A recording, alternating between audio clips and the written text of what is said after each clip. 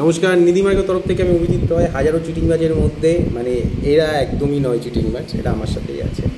ঠিক আছে, মানে চিটিংবাজ বলতে এই ফাইন্যান্স লাইনে তো অর্ধেকের বেশি চিটিংবাজ ভরে পড়ে আছে।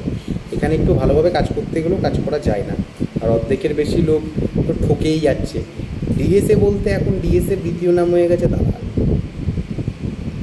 দালালি পেশাটা খারাপ না, অ্যাকচুয়ালি ব্যাপারটা হচ্ছে মানুষের মাথা মেরে নেওয়া। মানুষকে ততটা দাও আর ততটাই নেও যতটা তুমি প্রাপ্য। ঠিক আছে, তো চলে আসুন নিধিমার্গে।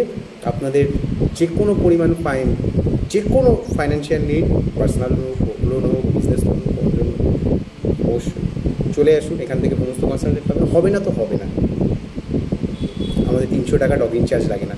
এই দিদিদের লাগতো, দিদিদের আগের অফিসে লগ ইন চার্জ নিত, ঠিক আছে, আমাদের লাগে না। এখন দিদি এখানে আছে, মাত্র চিটার ভর্তি মধ্যমগ্রামে কাজ করতো, চৌমাথার কাছে।